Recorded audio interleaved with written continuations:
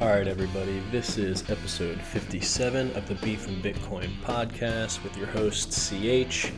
Wanted to record a quick episode here because I saw a pretty interesting thread from Willy Woo on how I explain Bitcoin to normies.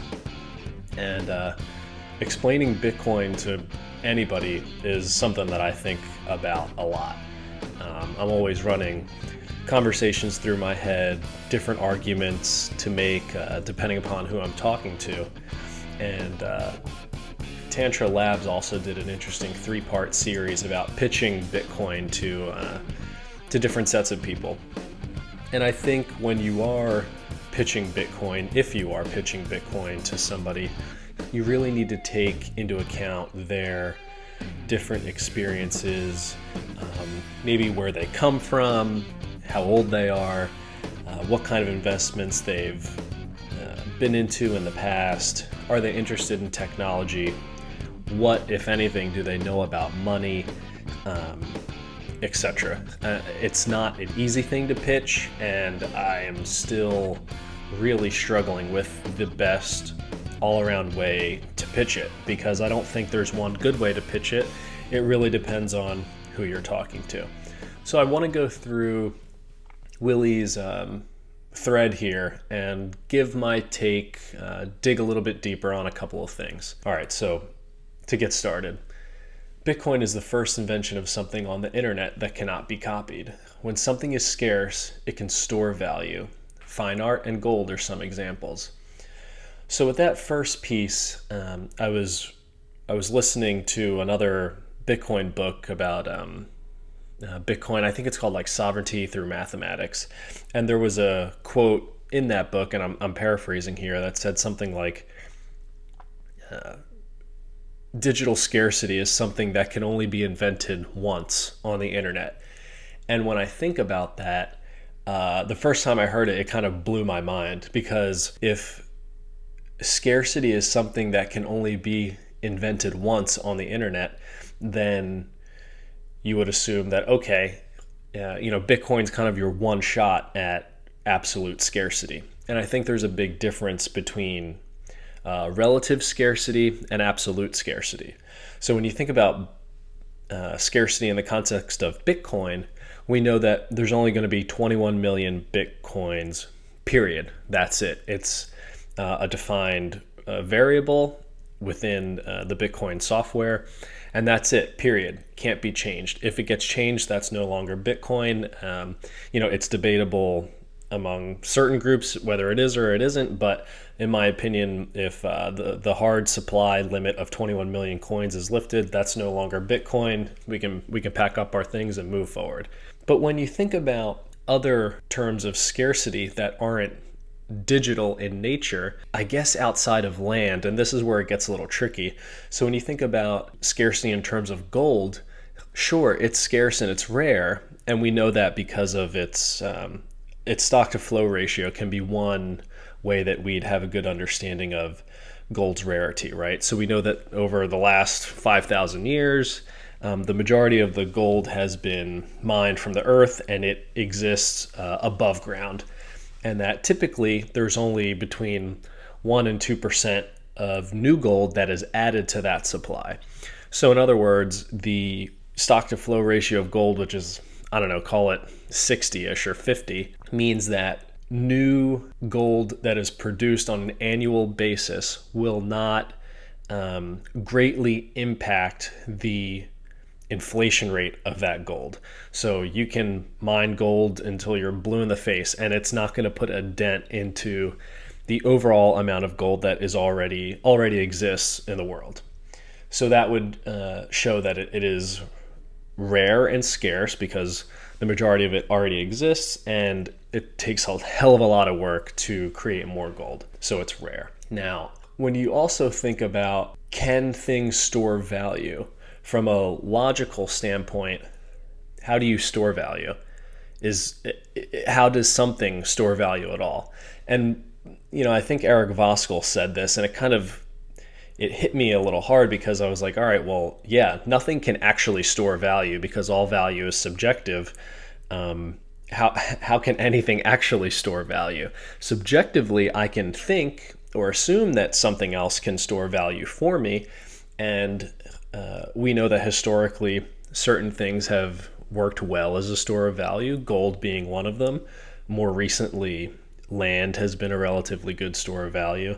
And now we have Bitcoin, something that, assuming the price continues to increase, subjectively can store value through time. But I want to be clear that there is nothing on this planet that can actually store value. That is impossible. But there are different things that have certain monetary like or scarce characteristics that make it such that you can actually use it as something to store value through time. I know that's a little confusing, but it's something that I do think about. Okay, so let's keep moving through here. So here's some buckets of that people store value in. So you have gold. Let's call it an $8 trillion market. Stocks, 75 trillion. Fiat money, 90 trillion. Real estate, $220 trillion.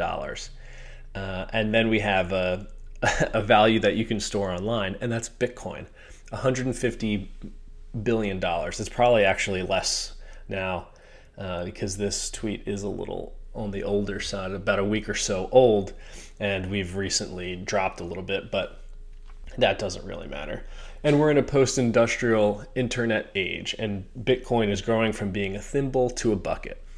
Okay, so now when I'm thinking about pitching Bitcoin, let's assume we are pitching Bitcoin to a gold bug or someone who traditionally thinks about their investments in a more conservative nature. And I know this is a little controversial, but I think the longer that you're in Bitcoin, the more Bitcoin becomes like not a risky investment. And the reason I say that is because it's of the Lindy effect, essentially. So coming up this January, it will have been around for 11 years. Every day that it continues, every block that is mined, it becomes less and less likely that Bitcoin will just die and cease to exist. So I think in hindsight, in another decade or more, Bitcoin will be viewed very obviously as just a very conservative investment. And it only becomes a conservative investment in the eyes of someone subjectively who has looked at it for a long enough time and begins to understand what it is and how it works and how it's, it could essentially end up being something that's used to calculate the natural rate of interest in another decade or two. So let's think about if we're pitching gold bugs. We say, okay, so gold is worth $8 trillion and Bitcoin's worth absolutely nothing, relatively speaking. When you think about the Sharpe ratio, and we'll get into that in a second because Willy does mention it. In other words, if your investment thesis is that you think Bitcoin can compete with something like gold, which you can think of as a base money, then the relative downside is pretty minuscule when compared to the upside. So in other words, investing $100 into Bitcoin today, there's a very small chance that it could go to zero, but it could. But on the other hand, that $100 could turn into $1,000 during the next bull run, or it could turn into $10,000 in another bull run or two after that. So your bang for the buck in terms of an investment standpoint is pretty big. Last tweet, we kind of talked about whether or not things can store value. The real interesting thing about Bitcoin is, and fiat money really, is that we have other things that have become a store of value that they wouldn't otherwise have been a store of value had money not been so easily inflated. So let's think about that for a second. So we have, and real estate is what I actually want to focus on here, because I think that real estate has seen more value flow to it because it's being used as a store of value, and you wouldn't use it as a store of value otherwise. Okay, so let's dig in. So if you think about, everyone's seen that chart of the dollar collapsing over 100 years from 1913 till today. where it's lost 95% of its value or whatever. It's ridiculous, 95% of its value. So, I mean, people aren't stupid. They realize that there's inflation, right? Because more money is put into circulation, and it is essentially a tax on savers or anybody who's holding the money. So if there's a total economy of $100 in circulation, and next year there's $200 in circulation, well, if everybody had $1, that $1 will its purchasing power will be essentially cut in half. So everybody doesn't get richer, just the purchasing power of the amount of money that you are holding just decreases. So we know that that's been happening historically, and other things have been used to store value, like stocks and real estate and gold. And the interesting thing about gold is I can understand why you'd want to store value in it. It's been a fantastic store of value for thousands of years of recorded history. But when we think about real estate, you can see that real estate has bubbled before, especially in that 2007, 2008 bubble, where, and it's interesting because it's worked, right? If you moved to the United States, worked your ass off, bought yourself a home in 2002 or 2003, your home is worth a lot more today. So that was a good use of your money, right? You put it into real estate and you just let it sit there. But let's assume for a second that money wasn't inflated as much as it is. And let's say that purchasing power remained relatively constant through time.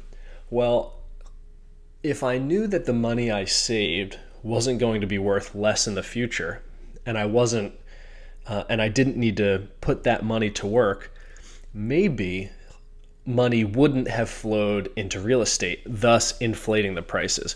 Because when you have cheap money and cheap credit and these variable rate mortgages and 1-2% mortgages that people were just going out and buying more and more homes that they couldn't afford had a natural rate of interest actually existed, then the cheap money pushes up the price of real estate. And we're seeing that especially in major metropolitan areas like New York City, San Francisco, Los Angeles, where you have foreign investors coming in whose money's being inflated away worse than, say, the United States. And they're like, you know what? I don't care. I'll pay $2 million for a 2-bedroom condo in San Francisco because that's a better store of value than just staying in cash. And that might seem obvious because your cash is always inflating away, but imagine if it wasn't. Imagine if there was no inflation. The money supply just wasn't increasing based on 12 people in a room deciding what the inflation rate should be and pumping money into the system. You might not be making ridiculous decisions like paying $2 million for a 2-bedroom condo in San Francisco. So I think of that 220 trillion, although it's impossible to know how much of that is bubbled from cheap credit going into it, it could be a significant amount. And the real question is, what percentage of that 220 trillion would not have gone in there had money just worked otherwise? And what I'm kind of getting at here is that I think as Bitcoin grows and number go up and the total market cap increases, the demand for money will also increase. So the demand for a money that is not easily inflatable will continue to grow. And that kind of shows that Bitcoin acts like a Veblen good, where it's kind of like a luxury good. As the price increases, it gets demanded more and more. All right, let's keep moving here. Okay, so let's look at how quickly Bitcoin has grown in the last 10 years. It's on track to exceed M1 USD in the next 5 years. Let's just say all money in cash, credit, and checking accounts of the world reserve currency. Yeah, when you look at Bitcoin on a log scale, it is doing just fine. And I think it's important to make sure you're always looking at Bitcoin as a log scale, since it is an exponential technology. And, as humans, I think we have issues trying to understand exponential technologies. Just like nobody could have predicted having, a cell phone that was as powerful as a supercomputer that can do video calling, insane calculations at the click of a button, could call a car to pick you up and drive you to the airport. I mean, it's really hard to think non-linearly about the way things happen. So Bitcoin continues to chug along, it continues to grow, and it is competing to become a base money, just like gold is, just like paper money, etc. So I think when you're pitching Bitcoin, you can explain that it is acting as a money and it is beginning to compete with national currencies. And one more bull run, and all of a sudden it's deep in the top 10 of just overall currencies, which is mind blowing that it did happen so fast. I know it seems like it's taking a long time, but time is really going by quickly. All right, so let's talk about the next tweet in the thread. So what's happening as we move from the industrial age to the digital age is money itself becoming digitally native and programmable. Here's a 10,000 year view. Okay, so let's click on this and take a look. So gold money since the agrarian revolution circa 10,000 BC, as we're moving from age to age into the industrial age, at some point in the industrial age, we kind of switched over to fiat money. And that was in 1973, although I guess you could argue it was earlier. We'll just use 1973 as a good example. So, Nixon cut ties with gold. It was the U.S. dollar was no longer redeemable in gold, and you just have free floating currencies that are backed by the full faith and credit of whichever government institution that you kind of live under. And then you can see this we are here point, right? So you have these S adoption curves, and as we move in from the post-industrial revolution into the digital age, cryptocurrency plays a role here. Now the real question is, where are we on that the blue line chart if you're watching this on YouTube? So you have two things, and I'll explain this for the listeners. You have fiat money coming in from post-industrial revolution, and it begins sloping downward pretty steeply as it goes to 0% of what people are using as money. And then you have cryptocurrency starting to hit that tipping point as it reaches 100% adoption globally. And then it's interesting because I didn't think about it this way, or maybe we're not in the digital age until a cryptocurrency is like 100% adopted globally as money. And I didn't really think about it that way, because you can think right now we're in that digital age, but that might not be the case. Like, we are still transitioning into the digital age, and as a new form of money emerges, that might be that trigger of, all right, now we're in the digital age and we're moving forward. So you can see in the blown up "We Are Here" picture that 2013 we're at such a small percentage of adoption, a tenth of a percent, and that's when people are saying, oh, Bitcoin is used for drug dealers and criminals and pornographers, it's a joke, blah blah blah, which I can understand how you'd make that argument at the time. And now, once you got into that 2017 bubble, you have a tenth of a percent of global adoption, and I think adoption globally is pretty small. I mean, couple of million hodlers out there, maybe under a million, like really convicted hodlers who will be buying at any price. These are our hodlers of last resort. I consider myself one of them. I will always be a buyer, and you need those people to help set the price floor. So I don't know how good of a pitch this part is, because I think it's difficult to explain. I think if you were going to explain it, you can say, as we're leaving the industrial revolution and moving into the digital age, it might make sense that a fully native digital money that has absolute scarcity would end up becoming a money that is widely used. And it would, since it is significantly better than fiat money, and fiat money is only used because of legal tender laws and force, it isn't, if you're looking back in hindsight, it won't be too difficult of something to get why Bitcoin just absolutely destroyed fiat monies as we move to the digital age. All right, next part. Okay, this is where we start getting into kind of like the Sharpe ratio here. So as Bitcoin as an asset class inflates with value, it has outperformed every other asset class for its entire 10-year history. So under the lens of return on investment adjusted for risk, it is as performant today as it was in 2009. So you haven't missed the boat. Now, what this chart is showing here is Bitcoin versus US stocks versus US real estate versus bonds, gold, emerging currencies, and oil. You can see that the Sharpe ratio for Bitcoin is just absolutely destroying every other asset class. And I think if you were to show this to someone who was a sophisticated investor, they understand what the Sharpe ratio is and kind of how it's the bang for the buck in investment terms. I'm really simplifying here, but I just want to try to make it clear. Bitcoin is far and away just above everything, and U.S. stocks and real estate are beneath it by a large margin.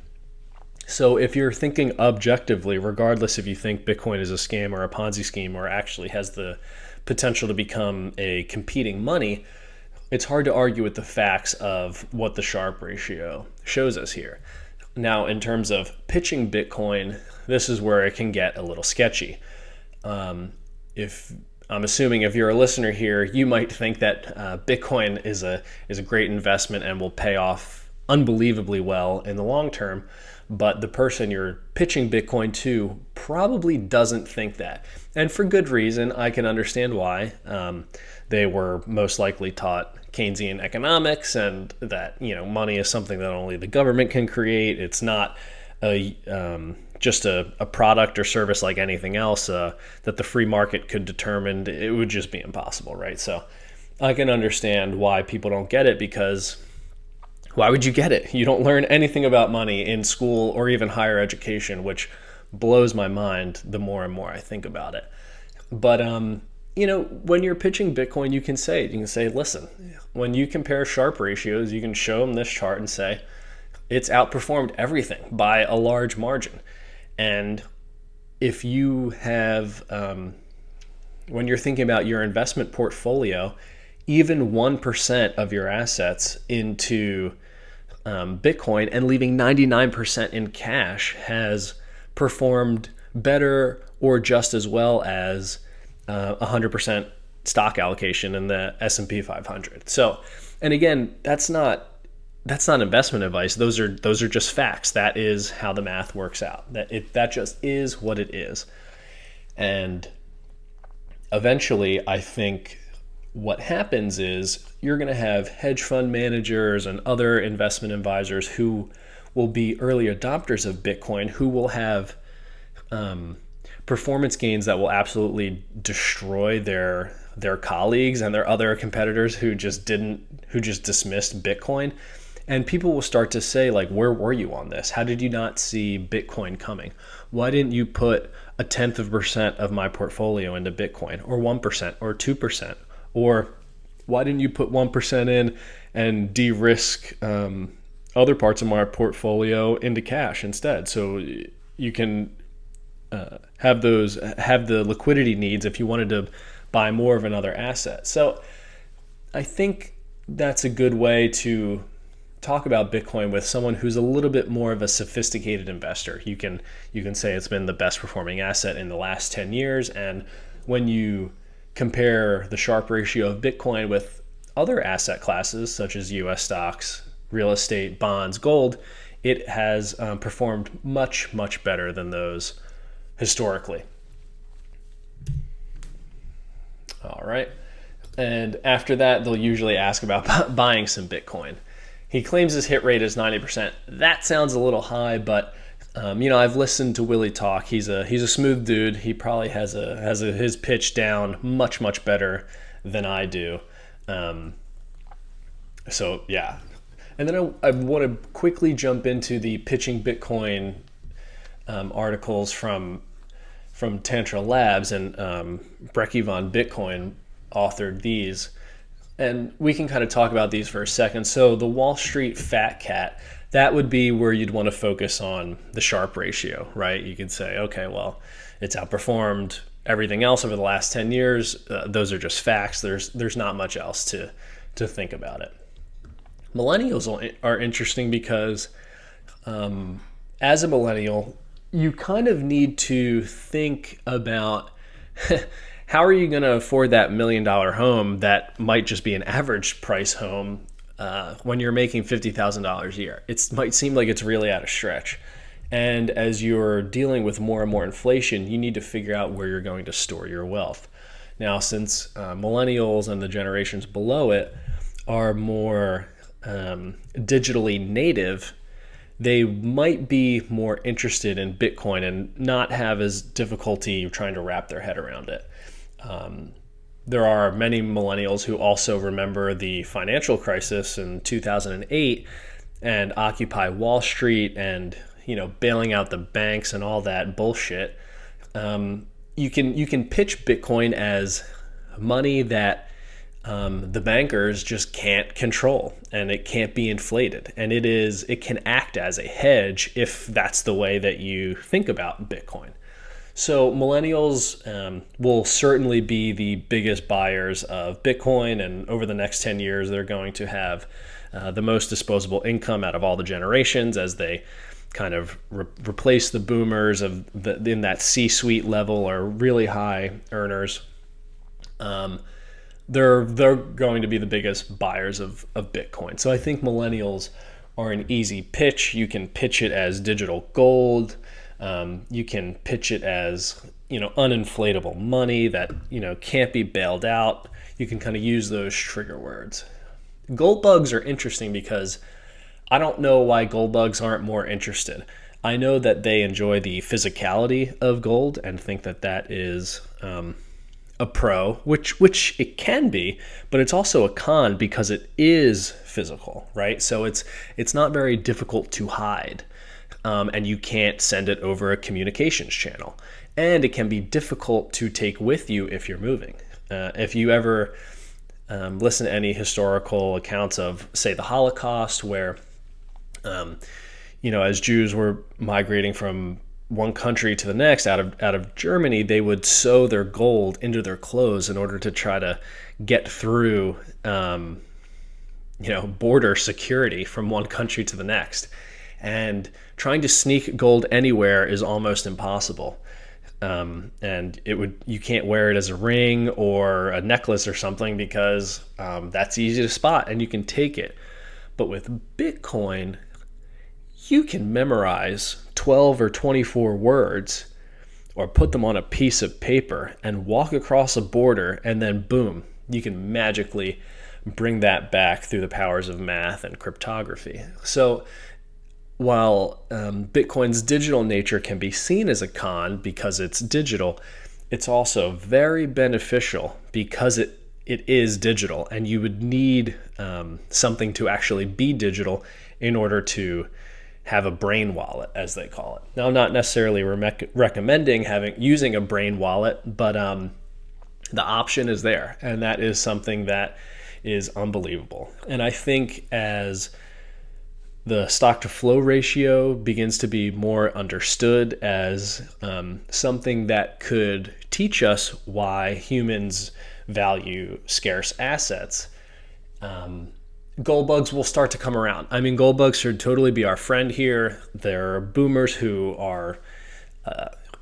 totally get it. They understand scarcity. They know that fiat money is such a scam and all of this, central banking bullshit. They really should think about joining our team, right? Maybe there's a place for gold in the future. Maybe there isn't, but they have all of the arguments in their back pocket that they can make for gold. And if you just slide Bitcoin in there, all of their arguments are still exactly the same. So they really should be coming around. And I think they will start coming around as Bitcoin starts knocking on gold's door in terms of market cap. All right, let's see what else we got here. A Greek, a Turk, and Venezuelan. Right, so if you're talking to anybody who may have come from another country who have experienced hyperinflation, they'll get Bitcoin much quicker than your average American would get it. You know, the dollar works relatively well here, but if you're talking to someone from Argentina or from Venezuela, they know that hyperinflation can destroy an economy and a country. And holding something that cannot be inflated is just such a powerful piece of technology. And I think Pierre Rochard does a good job of talking about Bitcoin as a savings technology. And that narrative might work well right now because, what else are you going to do with Bitcoin? You can spend it, you can make unstoppable, uncensorable payments. You can send money to places that you're not allowed to send it to, and nobody can stop you. But if you think about it as a savings technology, when you compare Bitcoin with fiat money, there's just no comparison. Bitcoin is a far superior savings technology. And I think pitching Bitcoin as a savings technology to anyone who has suffered from hyperinflation or banks, seizing a percentage of their assets in their bank account to cover bank runs or all other kinds of nonsense, that is a good way to pitch it. Baby boomers, that's a tough one. If you're talking to a baby boomer who has kids, you can kind of mention the global financial crisis and see if they don't think about if they remember how crazy that was. And if they have kids, you can say, well, what are your kids gonna do? You have families now where both parents need to work. Potentially both parents need to work multiple jobs just to pay their rent. God forbid that they could even afford a home or have more than one kid. I mean, you really have to ask yourself, how much easier did you have it compared to your children when you think about how much they're going to struggle because they just can't save their money because of all kinds of nonsense, taxation, inflation, everything. You cannot just work, 20, 40 hours, whatever it is, save that money through time because it just becomes more and more worthless. So you're always trying to play that game of catch up. And then if you're a baby boomer and you have kids and you say, hey, how much in student loans do your kids have? And they have $100,000 in student loan debt to get a degree in something that will never make enough money to pay back the loan.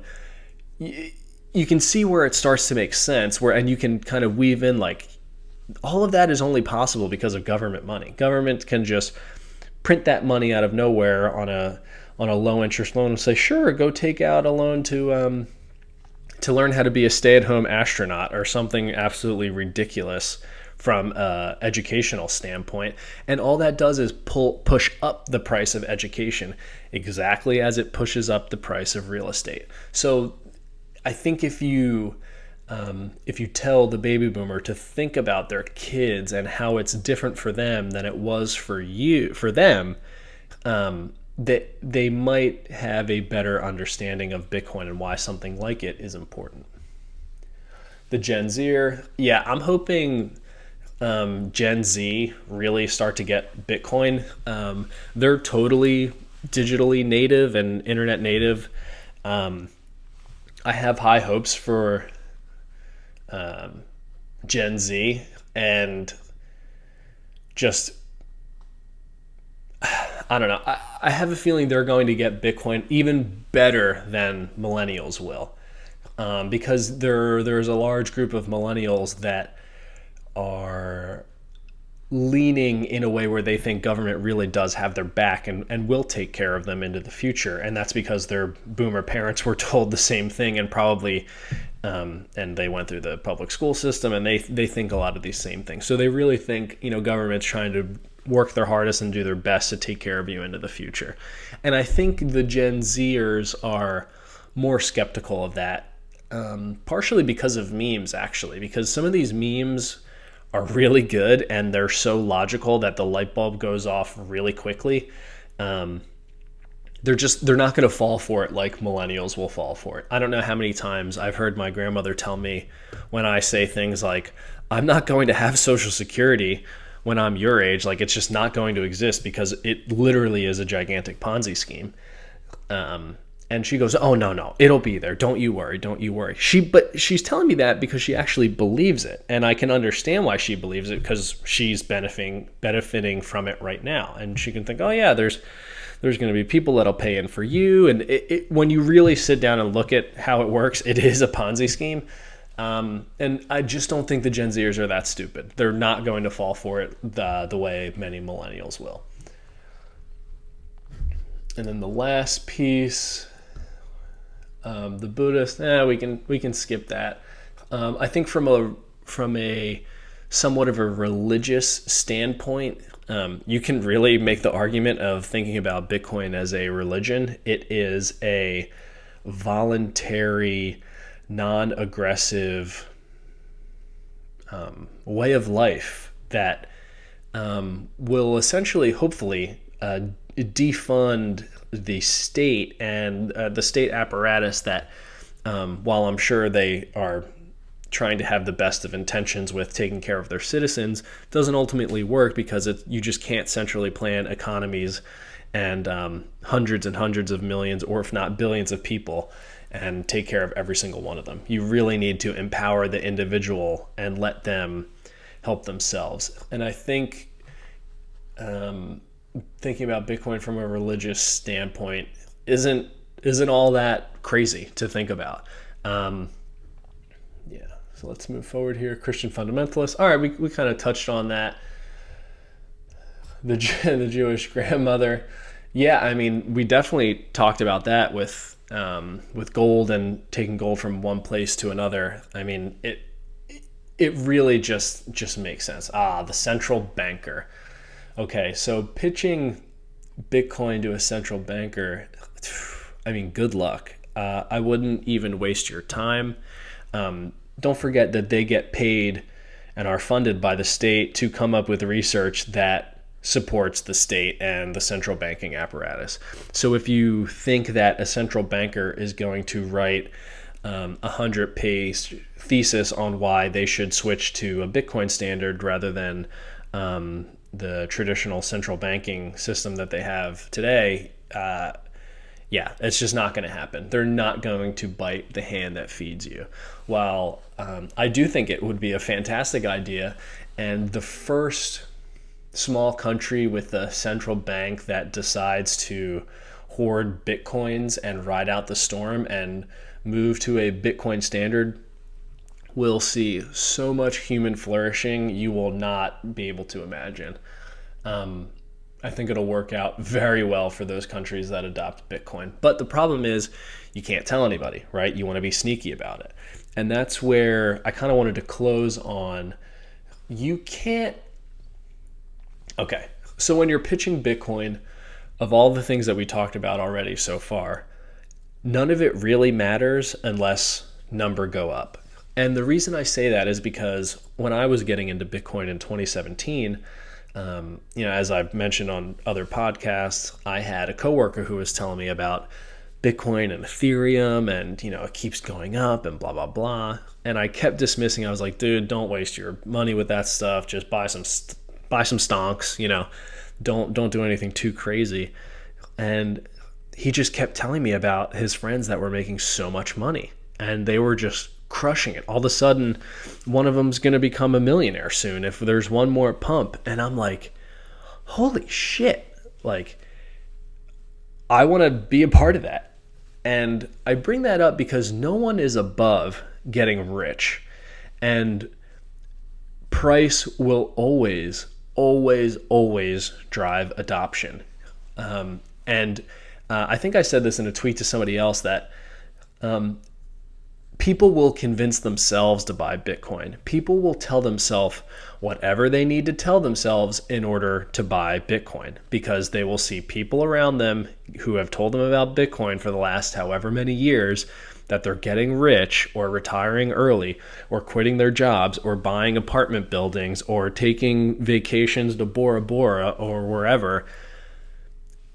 They don't need to know anything about the technology. They don't need to know anything about how it works. They don't know that it's uncensorable money, that it's decentralized, that it is immutable, that there's a hard supply. None of that will matter when they are seeing other people around them who are holding Bitcoin getting wealthy. And that is the number one thing I want to leave you with outside of the Bitcoin sales pitch. As long as Bitcoin's price continues to increase, you won't have to pitch it at all. Bitcoin will pitch itself, and people will convince themselves to buy Bitcoin because everybody wants to get rich. And Bitcoin's brilliance is that like it just plays on human greed and incentives. And I don't want you to think that human greed is a bad thing. Everybody wanting to better their lives and take care of their families and have more is a good thing. And nobody will talk themselves out of potentially getting rich and very wealthy. It's really just not going to happen. So if people are asking you about Bitcoin, you can send them the Bitcoin Standard, the little Bitcoin book. You can send them a ton of Medium articles. You can help them sign up on the exchange, Cash App, whatever.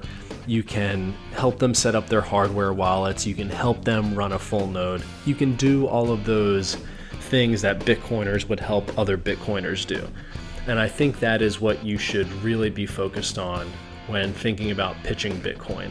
Everyone will get it eventually, and everyone will get it when price goes up. So keep those different things in mind if you're pitching Bitcoin or people are asking you about it. Think about their background. Where are they from? What do they know? Do they hold gold? Do they have family who ever lived through hyperinflation? Keep all of those things in mind when you're crafting your pitch, because you're always going to pitch Bitcoin differently depending upon who you're talking about. All right, well, that will do it for this week's episode. Make sure to like and subscribe on YouTube. Leave us a review on Apple Podcasts. It really does help get the podcast out there. We try not to pump this all that much, so we do appreciate your support. Thanks for listening. Have a great weekend. Peace.